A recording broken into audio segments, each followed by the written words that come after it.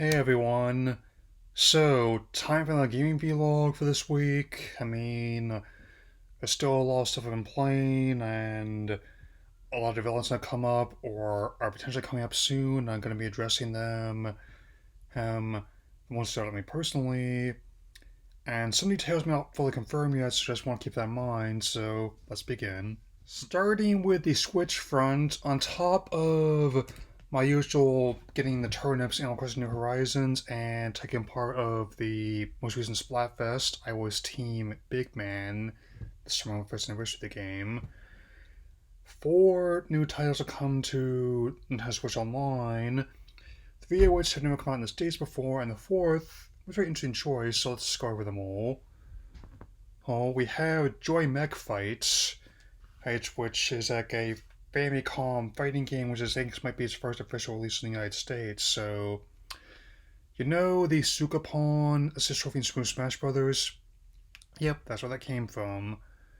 There's also Kirby Star Sacker on the Super Famicom, a pretty fun puzzle spin-off of Kirby in it, which actually was considered for localization, but because most people on Nintendo 64 at that point, decided against it. Another Famicom release that has been the first time released in the United States is known as Downtown Neketsu March Super Awesome Field Day, roughly translated. Even though the text in Japanese is you don't have to be able to read in order to play it. It's one of the entries in Kunio Kun series, which is the basis for titles such as River City Ransom and Crash and Street Challenge, and they basically combined those two games into one, combining the track and field gameplay with more of a beat 'em up where you had to race and fight your way across the city and through people's houses. And it was just like the other games of Kunio Kun series, it's tough but also very fun. And lastly, on Game Boy Online, is an unexpected pick after they had to start off the next wave of titles, presumably. Quest for Camelot, which was made by Titus and based on the Warner Brothers animated film, which was a rather infamous critical commercial flop. Among the many failed attempts to challenge Disney's reign during the Renaissance period of the 90s, is I did not care for the movie too much, but the game actually is quite good. Has ratings being better on the movie than which was being based on a more serious earlier drafted script, and having a lot of similarities in gameplay to Link's Awakening, which I have been very open about my love for.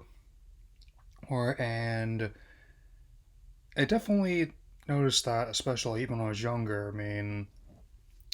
So that's very interesting in choices. So let's move on to some new developments for the console as well. Both talks of a new Nintendo Direct and a new console variant are heating up as well, with a potential successor having to file a patent for upgraded Joy Cons with the Hall effect in them.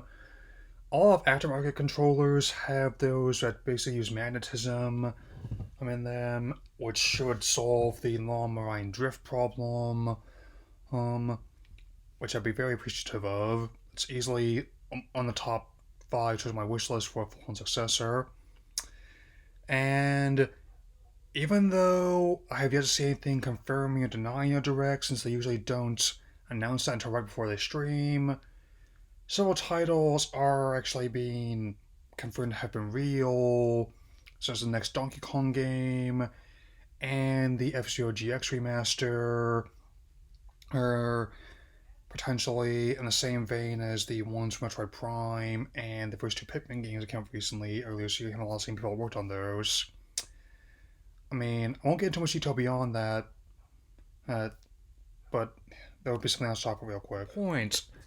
Even with the acclaim and success of Tears of the Kingdom, they have decided against doing like a Master Quest DLC like they have done with previous titles, including Breath of the Wild and even with Age of Calamity, in favor of putting the development resources, time, and money into a third game in this timeline, potentially, which honestly makes sense to me. hey, if a new console is on the way in the near future, even if we're not expecting to see one until 2024 the earliest. I personally wouldn't.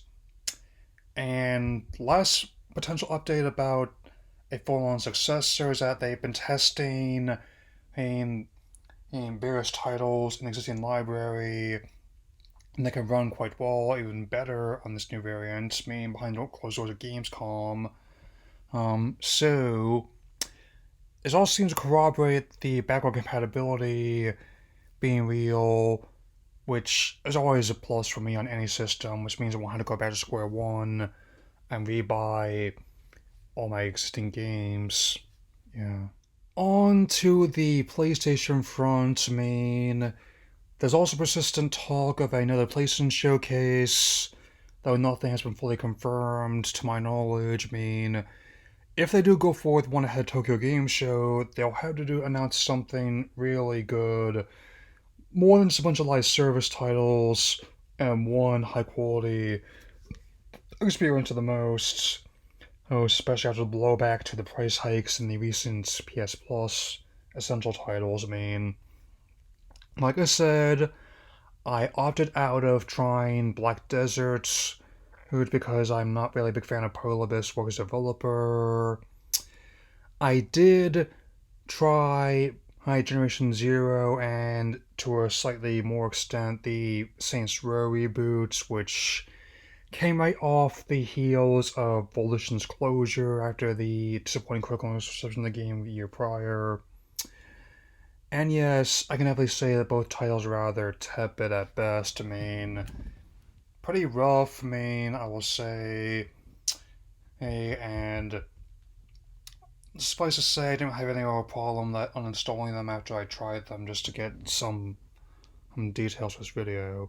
On a more positive note, I did try LEGO 2K Drive for its free weekend trial, and that's been much more enjoyable. Even with the monetization, it's an interesting take on the racing title from LEGO and a myriad of developers, and especially like the flexibility of creation system and also just the unbridled madness of the races as well. I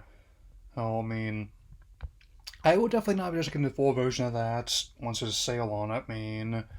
Some versions already come down in price depending on where I look, and I definitely hope that whatever they announce for the extra and premium tiers in terms of legacy content is good.